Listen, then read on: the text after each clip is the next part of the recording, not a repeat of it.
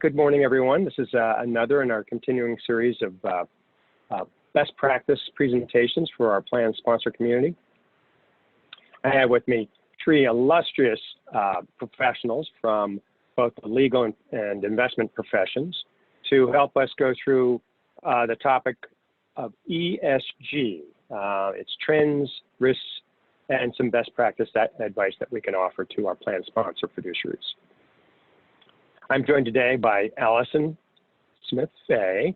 She has joined us on at least one other, perhaps a couple of other of our prior meetings, talking to us about, most recently, I think it was the recommendation to move to a default for electronic communication. We have that in our archive. And then we're joined by two new guests, Sarah Bratton-Hughes from Schroders and Clarice Avery from Natixis Investment Management.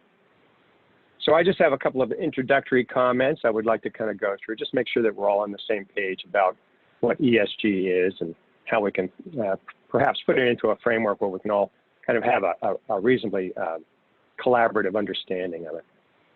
So if you just advance to the next slide, we'll go through our agenda. This is what we hope to cover today. Of course, those of you who have been on prior webcasts are aware that Allison is our resident legal expert on these matters. So she'll give us a background on something that came out from the DOL not too long ago. It was a little bit overwhelmed by the news of COVID, but it was published nonetheless, and it was a rule regarding ESG investments and sort of, I would have to say a little bit concerning, at least in its tone, and we'll ask Allison to kind of go through that. Then our two investment professionals are going to give us a little bit more in-depth perspective on ESG. Schroders having a very long pedigree in this kind of investment work, and then Natixis also having a very nice and complete view of the world as it's evolving. So some great data from each of these firms will be at least discussed. And then we hope to distribute an article on ESG, sort of an overview piece. We'd call it a chapter 1 piece, and that will be coming out in the next couple of weeks to all attendees and to our plan sponsor community. So if I could just ask the slide to be advanced one more. So what is ESG and how does it differ from SRI? So now at this point, I'm looking at some of my colleagues who may not have been in the business when we were talking about things called SRI. But each of these stand for something very specific and somewhat similar, but there are some key differences. So ESG stands for environmental, societal, or social, and governance. And then SRI stands for socially responsible investing. Now, what we're talking about today, of course, is ESG, but in the framework of comparing it to SRI, we get to understand a little bit about how it represents something of an advance over the SRI method. ESG is essentially evaluating companies on the basis of their environmental, social, and governance practices and gives them a score, if you will. So it allows people to add this into the analytical framework on evaluating companies. And ultimately, it's getting at something called sustainability. We'll hear more about that as we go forward. Then socially responsible investing, the controversial point is that it actually tended to screen out things. So it was on the basis of more of a moral or value judgment.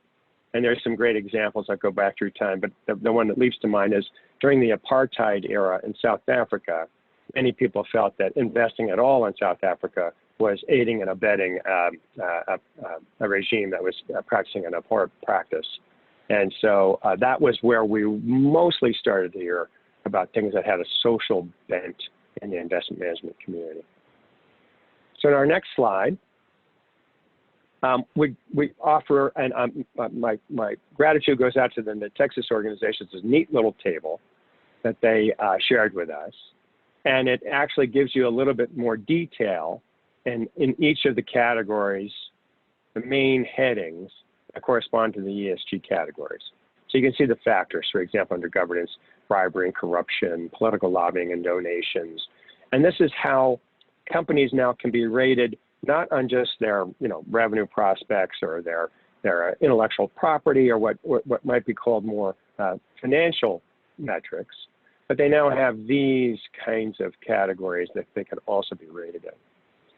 And we'll hear more about that in just a few minutes.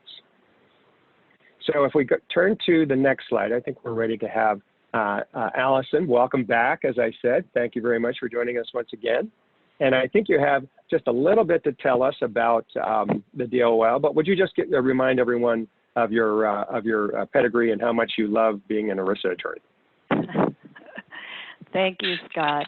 I do love being an ERISA attorney. I'm a partner in the law firm of Boutwell Fay. We're located in Southern California, and we focus exclusively on representing clients with respect to employee benefits and ERISA issues. So anyway, shall I move on with describing the proposed regulation? Yes, I'd just like to tell you that you're doing the good work. Keep it up, please. Thank you. So on June 30th of this year, the Department of Labor issued proposed regulations that, when and if finalized, will amend existing guidance governing fiduciaries' investment duties under ERISA. The proposed rules focus on investments that have ESG goals in particular. In the preamble to the proposed regulation, the DOL acknowledged the increase in ESG investments and expressed the concern that, and I quote, some investment products may be marketed to ERISA fiduciaries on the basis of purported benefits and goals unrelated to financial performance. And as all of you know, a plan fiduciary must discharge its duties solely in the interests of plan participants and for the exclusive purpose of providing benefits to those participants. This is the duty of loyalty. And the DOL believes that ESG investing raises heightened concerns under ERISA because plan fiduciaries may be tempted to make investment decisions that for purposes that are distinct from providing benefits, and that would therefore be in violation of the duty of loyalty. The proposed regulation is designed to make it clear that ERISA plan fiduciaries may not invest in ESG vehicles when they understand that an underlying investment strategy of the vehicle is to subordinate return or increase risk for the purpose of non-pecuniary objectives. And we'll talk a little bit later about what pecuniary objectives are and non-pecuniary and so on. So the proposed regulations are proposed to be effective 60 days after the publication of the final rule. Keep in mind that this is not a final rule yet, and the final rule may differ substantially from the proposed rule. Typically, the DOL will address the comments that, in the preamble to its final rule, and because there were so many comments, it could take some time to address the concerns raised, although I have the expectation that the current administration is interested in getting this final rule out sooner rather than later.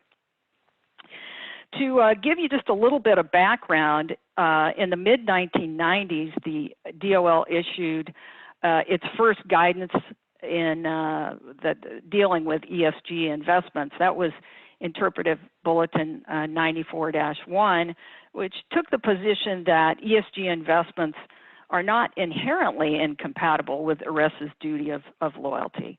The guidance introduced the concept of the tiebreaker, or all things being equal standard, and that is if an ESG investment has an expected rate of return commensurate to rates of return of other available alternative investments with similar risk characteristics, and if the investment vehicle is otherwise appropriate for the plan, then the plan fiduciaries can use non-pecuniary considerations as the deciding factor for the investment decision. Interpretive Bulletin 2015-4 1 explained, and this was issued in 2015, explained that if a fiduciary makes an investment based solely on economic factors, including those derived from ESG factors, the fiduciary may make the investment without regard to any collateral benefits the investment may also promote, for example, ESG benefits. Lastly, the DOL issued Field Assistance Bulletin 2018-01, which recognized that while ESG factors may in certain situations represent economic considerations, that certainly may be properly taken into account by a plan fiduciary, it does not always follow that if an investment promotes ESG factors, it is a prudent choice for a retirement plan. So now that kind of opens up a kind of a whole can of worms there. So are we talking about sort of new investment duties that actually reach beyond ESG, or sort of a kind of a new playbook? Absolutely. So yeah, it's important to understand that these new proposed rules, which just came out, not only impact ESG investments, but in some cases, some parts of the regulations actually apply to all investments that a plan fiduciary might decide to implement. So getting on with sort of a summary of the proposed rule, it's now proposed to include as part of the investment analysis that plan fiduciaries, that now they would be required to evaluate an investment based solely on pecuniary factors. So what is a pecuniary factor? It means a factor that has 1, a material effect, 2, on the risk and or return of an investment, 3, based on appropriate investment horizons, 4, consistent with a plan's investment objectives, and 5, consistent with the funding policy of the plan. So we've got a 5-factor test here that we're applying. And in addition to that, plan fiduciaries must not subordinate the interests of participants in their retirement income or financial benefits to unrelated objectives.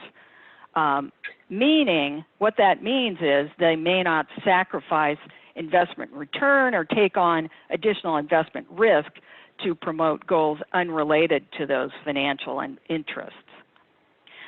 So, is there any place to hide here, Allison? I mean, this seems like, my goodness, I'm going to have to go back to school or change my career. Is there any ray of hope in any of this for our plan fiduciaries? I think really, if you're planning to invest in ESG investments, it does put rather a chill on the implementation of those investments.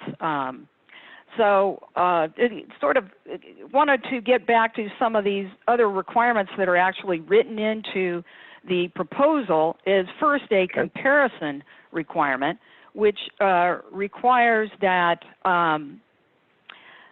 one of the factors that must be considered by plan fiduciaries when they decide whether to make a particular investment is how the investment compares with available alternative investments. So this is one of those requirements that not only applies to ESG, an investment with ESG goals, but all investments. And one of the comments that one of the commenters brought up is, how do you apply this comparison requirement? Is it do you have to compare the investment that you're looking at to all investments in the market? How do you actually implement this in practice? So I think the commenters are somewhat concerned with how that might work. To that point, Allison, I just had one question come in that I want to try and highlight. The proposed rule seems to focus entirely on ESG factors, but if you mentioned there are other non-ESG related factors that this rule might also apply to, we were just talking about that a little bit.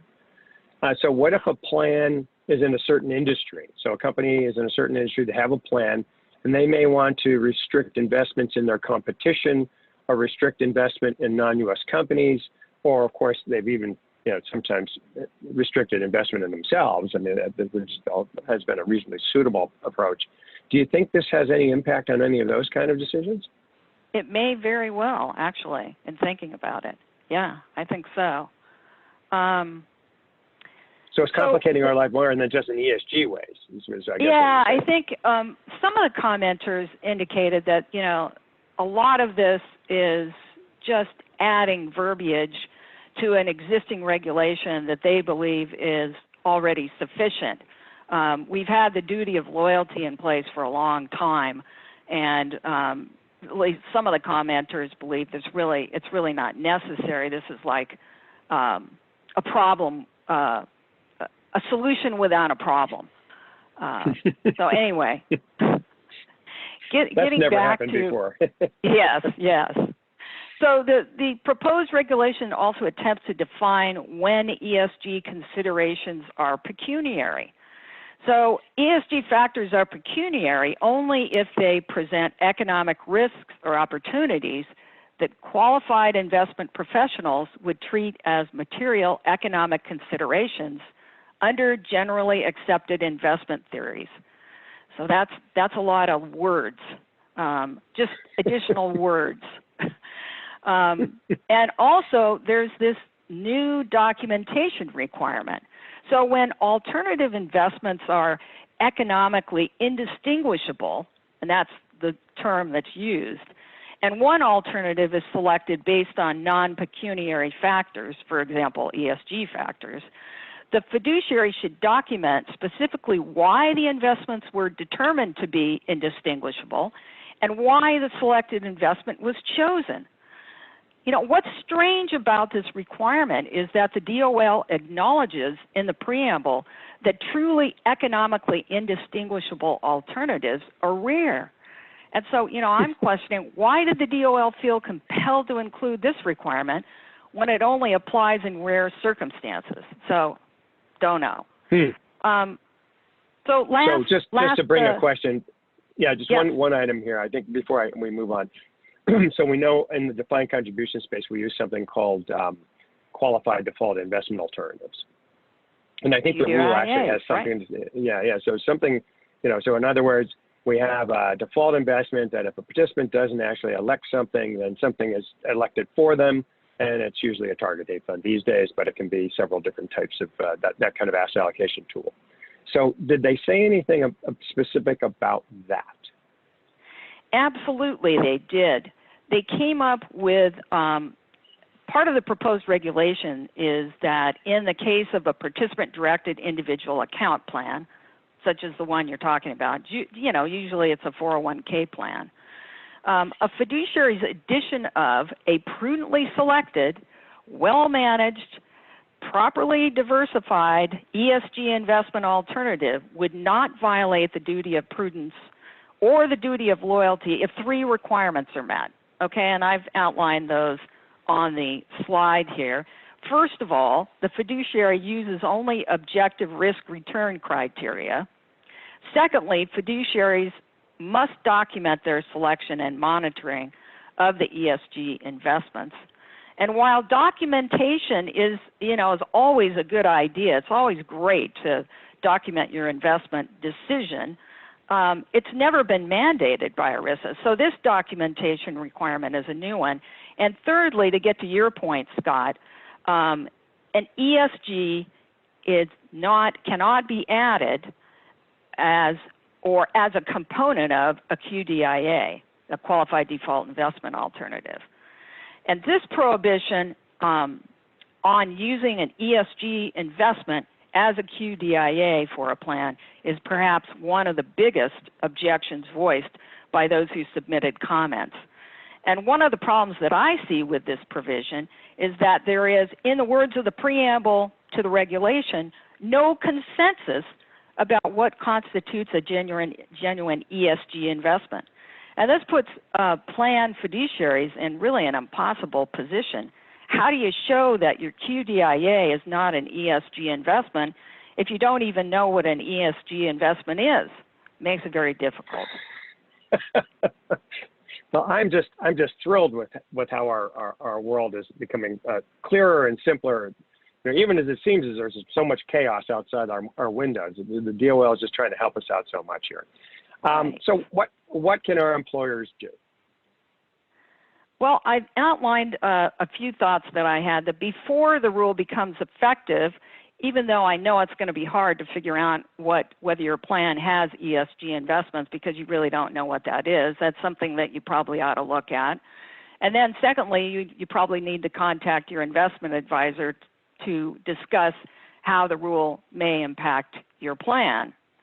Now, after the rule becomes effective, you're going to want to get a copy of the final rule and determine how it will affect your plan.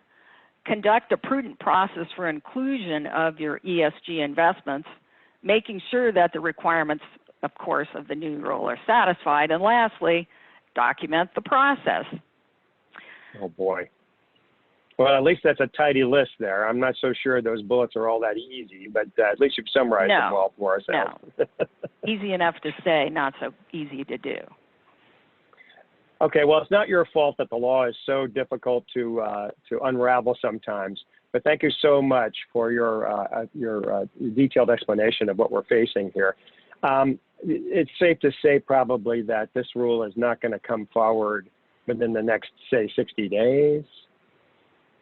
Well, actually, because it's much easier to undo a proposed rule than it is to undo a final rule, and in light of the fact that this is an election year, I'm predicting that the current administration is, likely to attempt to finalize this regulation as soon as possible.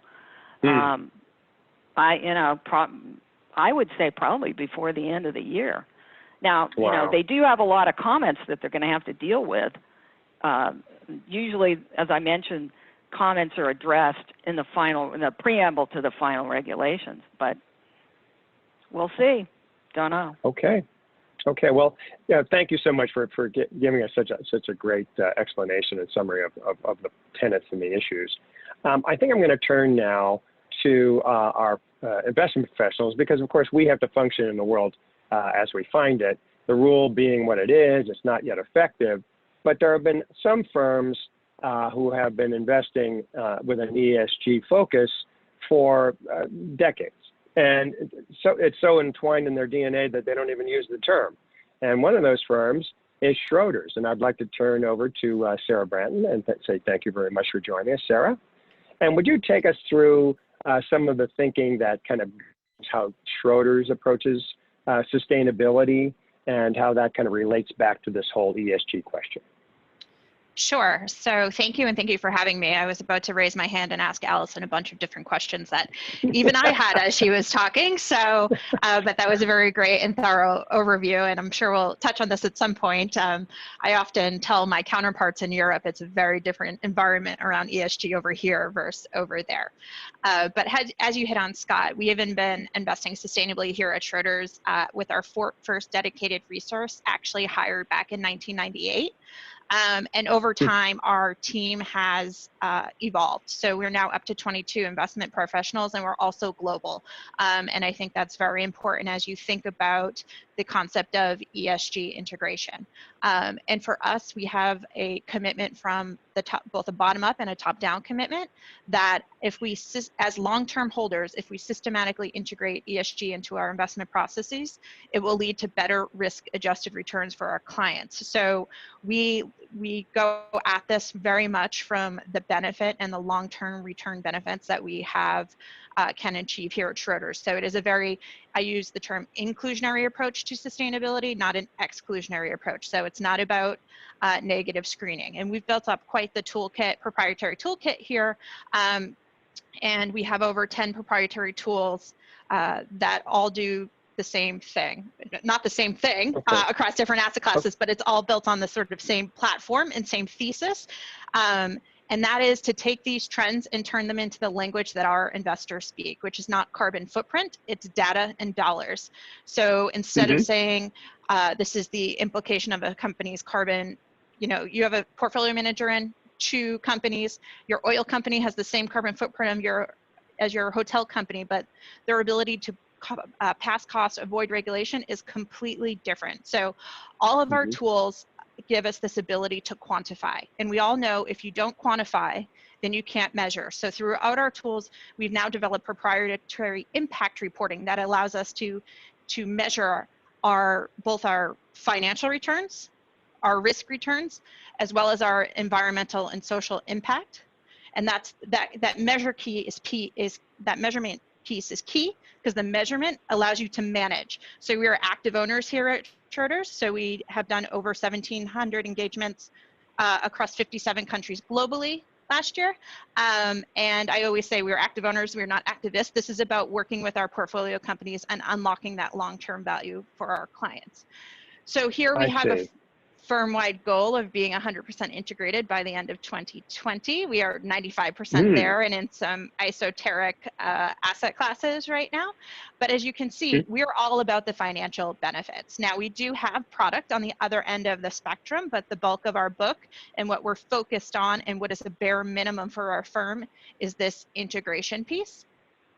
If you move over to the right, this is where you get into the sustainable fund bucket. And you can approach sustainable funds in two separate ways. One is a broad view of sustainability.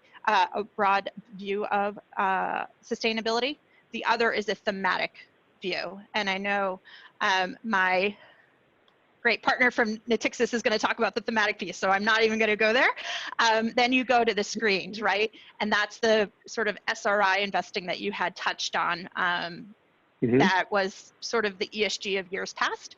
And then you move over on to impact, where you're really targeting impact, and that is as important as the return. And then, of course, philanthropy. We don't have any philanthropy here. We have Schroders as a firm does philanthropy, but not product. But we do have across the first four buckets. Yeah. But that first you don't one, call it your philanthropy fund. that would be a little bit kind of mixing. So getting back to this whole idea of screening and socially responsible investments. So of course, we up in the Pacific Northwest, we must have been among the very first people thinking about this, just judging from all the investment managers that trotted through town with their SRI products in their briefcase.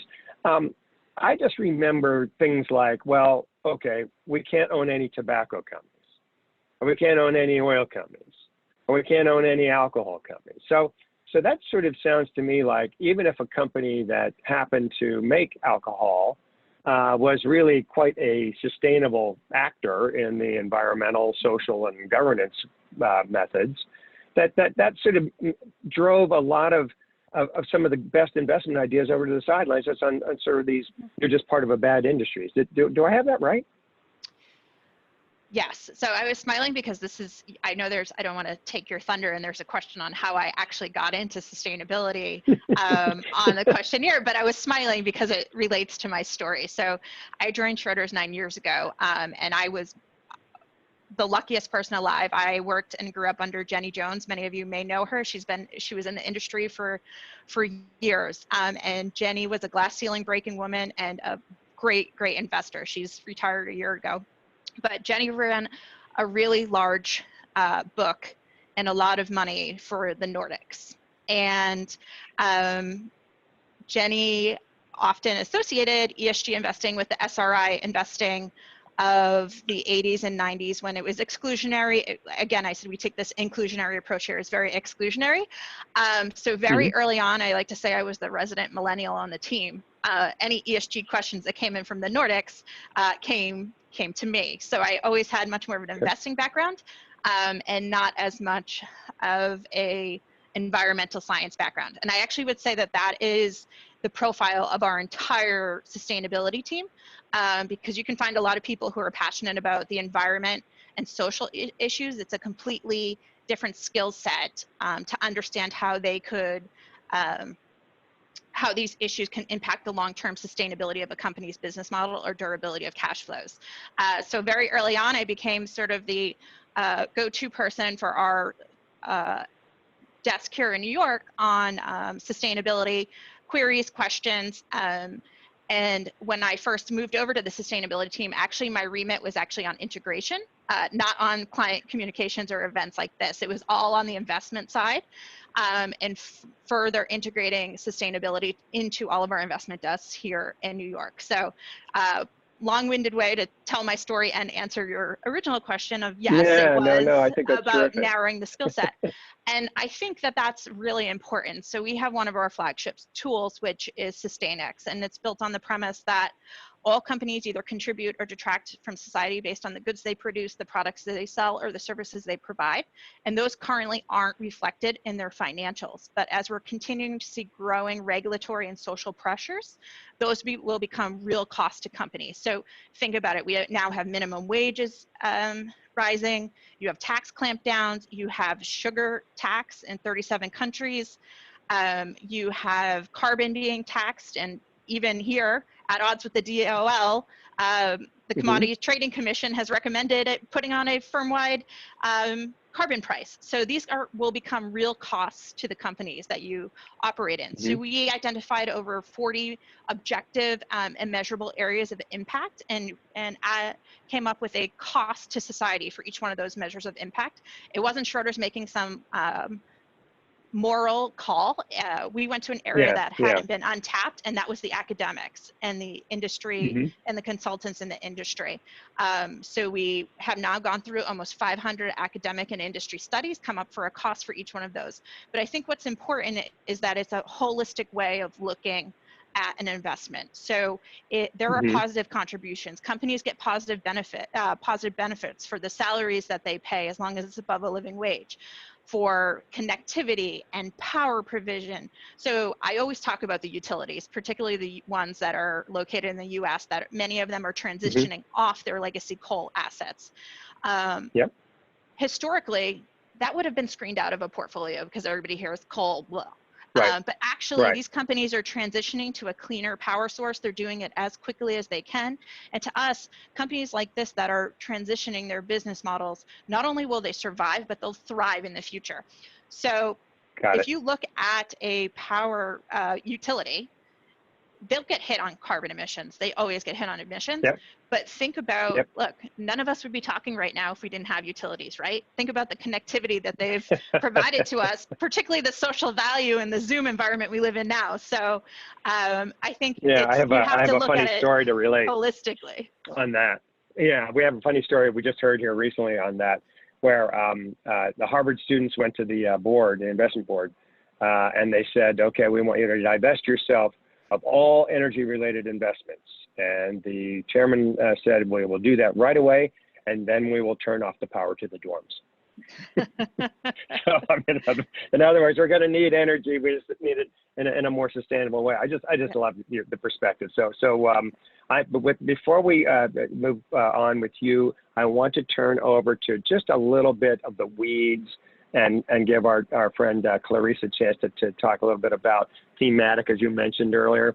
And we will return to all of our panelists for a little summary at the end here. So Clarice, thank you so much for joining us. It's a first time for us to have you on one of our panels, but we're really excited to have you.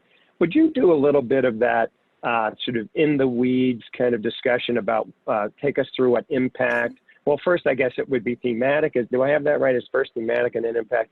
Just kind of straighten that out for us, will you? Absolutely. Yeah, it's awesome to be here with all these great panelists. And I also learned so much from Allison, even though this is the DOL ruling or proposed rule is something that we've been very focused on in Atixis, but it's always great to hear a different perspective. And I always come back to, and Sarah's already, of course, covered this, right? It's a spectrum, but it's a spectrum both in terms of financial outcomes and, you know, what we would call maybe environmental and social or values-based outcomes, right? And it all comes down to what's the intention, what's the actual objective of the asset manager, and then you can start to link that to what your organization's values and objectives are. So we like to start with that rather than really focusing on the labels. It's really about intentions and what's going on underneath the hood. When it comes to, thematic investing and how we would traditionally think about that, it's really about building a portfolio of companies that are exposed to certain themes or long-term trends that are occurring. So these strategies might focus on individual themes like, the energy transition, or they might look to gain exposure to a broad set of themes. But the main idea is that companies that are well exposed in the right way to major trends that are changing our world as we know it, trends like aging population or climate change, right? Companies that are exposed to those trends in the right way might outperform companies that are not exposed to those trends or that can't adapt to those trends. So again, some of these strategies might be very targeted, looking at specific industries like renewable energy, or specific to a certain theme like water conservation. Or again, there might be strategies that look at multiple themes or that want to sort of play one theme in several different ways, because I think you can sort of achieve exposure to one theme looking across industries and also sort of up and down that supply chain. So if we take, a broad theme like energy transition and climate change, right? There are going to be opportunities in different industries that's going to help us to build diversified portfolios. So you can get those really niche-y type of thematic strategies, or you can get a well-diversified portfolio that's trying to gain access to these themes. So if you think about that broad theme, you can think of in the industrial sector, a company, the traditional industrial sector, a company like Vestas Wind Systems, they manufacture wind turbines, right? That's an easy example, right? As we transition away from fossil fuels, a large portion of that capacity is, of course, likely going to be replaced by renewable sources such as wind. There's probably a good investment opportunity there. You're also going to want to consider, of course, the fundamental quality of that company and the financial structure and so on, but we'll focus on the themes here. In the consumer sector, looking across different sectors, we could look at automobile manufacturers that are investing in electric vehicles. If you stay within that same sort of area, move down the supply chain, you could look at automobile component manufacturers like Valeo and Aptiv. Those suppliers of parts for those car manufacturers, battery manufacturers, and so on. And then, a little bit less maybe obvious is, maybe multi-industrial companies that serve a variety of industries like Thermo Fisher, Danaher, or Roper Technologies, right? Those companies are going to be probably exposed to multiple themes like these themes that I'm talking about, but also maybe healthcare related themes too. But, as an example, as environmental and maybe emissions related regulations change, companies are going to be required to comply, of course, with those regulations and keep up with the changing regulations. They're going to need to be able to test their compliance with these regulations. So they're going to be using the environmental and other testing equipment that these types of companies are manufacturing. Real estate, energy efficient buildings, and sustainable. So I could go on, but it's a really interesting space. I don't know that it's a new space, but it's certainly evolving in terms of the types of environmental and social related trends that we're looking at. Yeah, so I'm trying to kind of weave this together. It's almost like we have two different shows going on today. We have the DOL saying, we're going to slap your hands and maybe even your face if you even think about ESG, and you two are telling us that if you didn't think about ESG, you're not going to make money. And I'm trying to figure out how I kind of reconcile these two positions. I think I'll leave that for a moment because I have a couple of questions from our audience that I just really feel like I have to get out. I was going to say, I do have a response for that, but it can wait. Okay. Well, go ahead, because I have a couple of questions, but go ahead. No, I think just really basic. It comes down to what is the investment objective of the strategy. And I don't think that's where the DOL is being clear, in that you can be a thematic equity or whatever manager, but if your investment objective is to generate long-term outperformance relative to a traditional benchmark, if you're doing that by investing in these themes and generating that performance as a result of the exposure to these themes and integrating ESG in your decision making, that's a different story than your objective being to generate positive environmental and social outcomes, which may or may not come at the trade-off of performance. So That's a really basic answer, but. Okay. Well, then that helps a little. I almost see that as like the difference between thematic and impact, and that I'm a factor guy or factor manager, factor and portfolio manager, and I'm adding these factors because I think they will help me find the companies that are better positioned in the future. So instead of saying, okay, I'm moralizing here, or I'm applying some kind of a big sort of overarching theme as far as societal benefit, I'm just looking for the companies that are positioning themselves to be players in the future. They'll survive. They won't go away. And so does that sound correct? Am I getting at that, what you were trying to say, Clarice? Yeah, absolutely. And I would just add on that too. I think both of us are approaching this, and we haven't said the word yet, but from when we're looking at companies, we're looking for the material sustainability risks. We're not just saying, we're looking for the material stakeholders. And I go back to the M word, materiality. And that's what we're focused on here. And like I said earlier, it's all about, for us, achieving that better long-term performance. What are the environmental regulations impacts going to have on this company's business model over 5, 7, 10 years? Because as my mentor Jenny Jones has always told me, Sarah, if it happens in years 5 or 6, it's priced in years 3 or 4. So these are all material. And to add on to that and sort of tie it back to the DOL a little bit, just to be controversial, there was an interesting response to the DOL's letter, and this group that responded actually went through the 10Ks of the top 100 listed companies here in the US by market cap. And within the 10Ks, each one of them had some sort of what would be considered ESG risk that was on that first table from Natixis, put in them as within their 10Ks. So they felt it was a material potential risk to their business model. So just food for thought. Something that an investment manager would have to look at this, or they wouldn't be doing their job. Yeah. And I'm just struck by the sort of the conflict here. So let's get to a couple of our audience questions. The DOL is placing restrictions on ESG factors, but I know some plans like to ban investments in certain bad companies or bad industries. It's prohibiting certain investments for non-pecuniary factors also not allowed. So in other words, I'm going the SRI route, but I'm doing it on my own. And with that also, so maybe Allison, what do you think of it on that one? So you're talking about the situation where an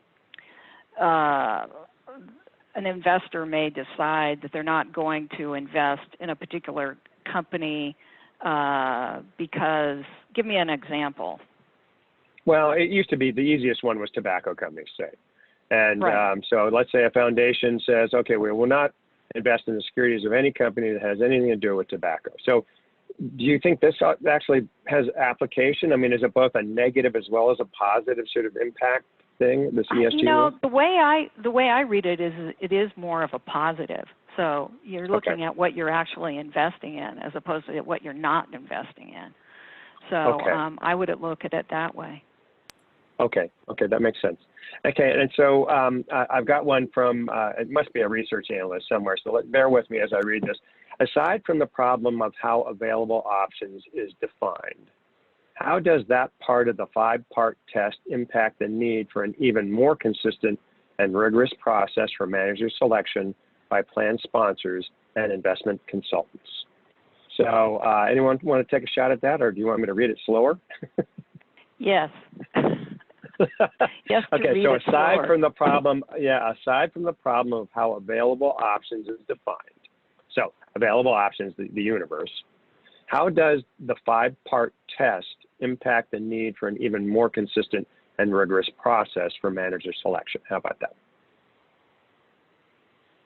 Where this whole rule is actually raising the bar, we're going to have to justify every decision we make instead of just saying, is it prudent or is it, it's going to, right. it fills the need. Yeah, because I think, yes, in fact, the commenters were concerned about this because, now you don't have just the duty of loyalty, you don't have just the duty of prudence, you've got this 5-factor test that you've got to satisfy. And yes, it does increase I think the documentation that you would need, just you have to go through this whole analysis.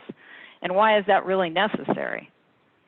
I think that's the question that the commenters are asking.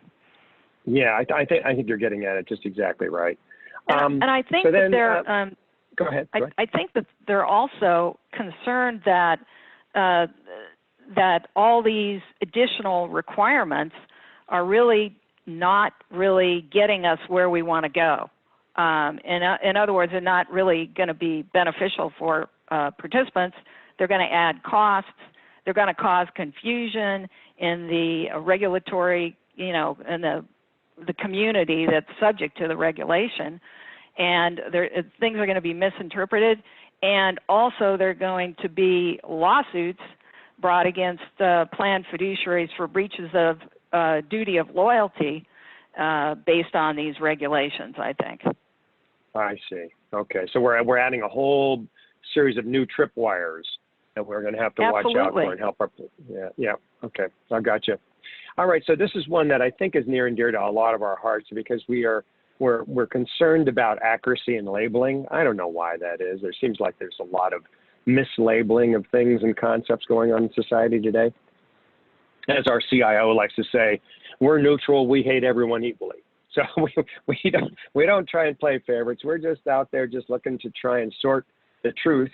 And I think you heard somebody say data-driven. So data-driven, I think, is about the best way to kind of approach this. So what happens if there's a company that is manufacturing clothing and has a really high ESG score, but then suddenly someone finds out that they've got sweatshops all over Asia or some other place, Eastern Europe, and how does the investment community then have to kind of update or upgrade, or do we just simply divest on the basis of the news, or is there some kind of a standard we must apply so that people don't just get either greenwashed or, basically bushwhacked by some kind of a news report of some, we don't even know if it's true, but what kind of pitfalls do we see out there in this whole ESG related stuff? I think I'll toss that one over to Sarah first. What do you think? Yep. So this is, I talked about our 10 proprietary tools and frameworks, and our lives would probably be a lot easier if we just went out and bought some third-party data or third-party ratings and slapped them on our funds. But we have a great fund manager here who says that, and I'm stealing her line because it's so good, doing that would be like wearing somebody else's glasses. I wouldn't be able to see clearly. And not the ratings agencies, they definitely provide a lot of information, a lot of data. But to me, there's 3 or 4 key issues that you come up against on these third-party ratings. First and foremost, they are based on disclosure, not actually what the company is doing. And because they are based on disclosure, you end up actually having factor biases in them. So your larger cap and European, more sophisticated companies tend to have better scores because they have the IR budgets or the dedicated teams to sustainability. Thirdly, ratings are inherently backward looking in nature, right? So that's just what it is. And then fourthly, just because something has good ESG disclosure or good ESG ratings doesn't necessarily make it a good investment. And okay. I think that's a very important part to understand. And so for us, our building out these tools and frameworks is very important because it's not an outsourced ESG function here. Actually, our team is the center of excellence for these issues, but we are in all things sustainability and building out these tools. But at the end of the day, the investment decision lives with our individual investment desks. And okay. I think it's important to acknowledge this massive convergence we're having with ESG and big data, and how many I would love to say it's just us, but how many asset managers are now using alternative sources of data to help this trust and then verify, right? We, as active managers, we wouldn't be doing our job if we just trusted some third party or broker research that came in. Okay. So I'll give you a good example of that in practice. Go ahead. So we had a company in our international portfolio. They have plasma collection centers around the world. Actually, the third-party ratings agencies gave them a very strong score because they were headquartered out of Switzerland. Why is this very important? Well, we will utilize Glassdoor data to help us understand corporate culture, pay discrimination, all issues around the workers. Now, everybody can sort of roll their eyes and say, oh, Glassdoor, and you get a lot of negative reviews on that. However, I've never met a management team come in and sit across from me and say, my corporate culture there's issues with it, it's wrong, and it's not great, right? They're all talking about how people love to work there and how great it is. And but if you think about it, a worker in this plasma collection business is very, very important and material to their business model because they are providing the service. The plasma is their gold. And on Glassdoor, we were seeing negative ratings for their workers actually out of their US collection centers.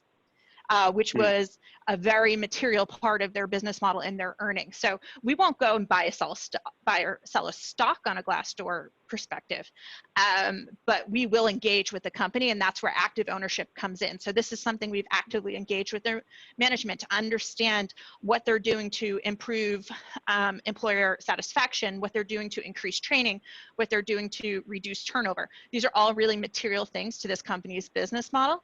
And I would say, like, this is what we do as active managers. I actually had a small cap analyst at my desk this morning going, Sarah, you wouldn't believe this. We had this packaging company, 40% of their revs were from styrofoam manufacturing, and they were walking around like they were cleaning the oceans and saving the world.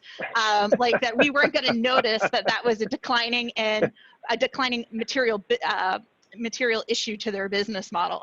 And he was all proud of himself because he passed, and he told the banker it was going to be worth this, and it came in under lower. But there is this issue of greenwashing that we're seeing happen out there, and that's why it's important for us as active managers to have our own proprietary tools. And really, there's no shortcut to due diligence, right? There's nobody on this call doesn't select a manager for their platform without kicking the tires, and it's the same over here.